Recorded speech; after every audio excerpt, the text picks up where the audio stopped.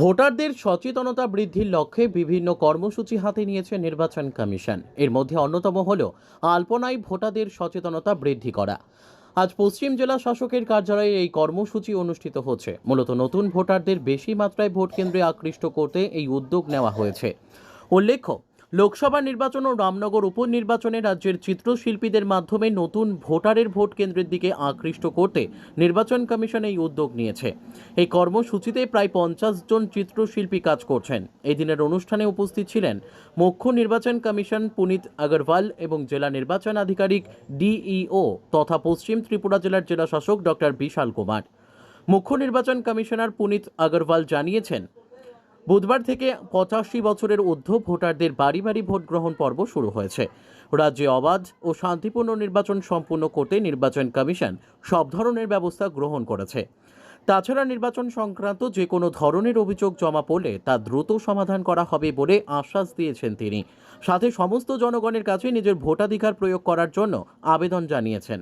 এই যেভাবে এটা কালারফুল আলপনা এখানে তৈরি করা আছে, এভাবে আমরা এই যে চুনাবের पर्व আছে उसको एक रंगीन त्योहारेर महोत्सव হিসাবে সেলিব্রেট করে इसमें আমরা সম্মিলিত হই। এটাই আমার আপনাদেরকে আবেদন আছে। তো আজকে আপনারা এই অনুষ্ঠানে এসেছেন, আমি ওই জন্য আপনাদের সঙ্গে ধন্যবাদ দিচ্ছি। আমি আশা রাখছি আপনারা সবাই চুনাव दिन আসবেন, নিজের ভোট দেবেন। আর যদি কোনো ভোটে নিজেরও যাবেন আর নিজের আপনার যে আত্মীয় থাকবেন, আপনার পরিবার সদস্য আছেন, ওনাকে তো নিয়ে যাবেন मतदान केंद्र पर।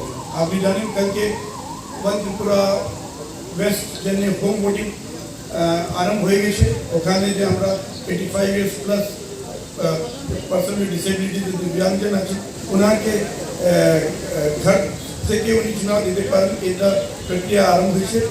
এটা কালকে 12 তারিখে ওয়ার্ড চলবে ত্রিপুরা 1 वेस्ट और 7 रामनगर বাই ইলেকশনের জন্য। 17-18 এপ্রিলে আপনার 2 ত্রিপুরা ইস্টের জন্য এইভাবে হোম ভোটিং ফ্যাসিলিটি থাকবে।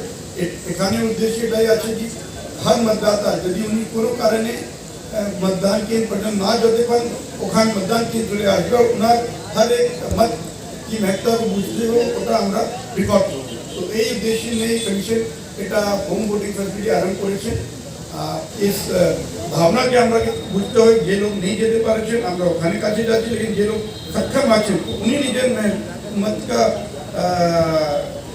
जो महत्ता আছে ওটা বুঝবেন। আর যেভাবে হোক উনি নিজেকে मतदान কেন্দ্র পর্যন্ত নিয়ে যাবেন।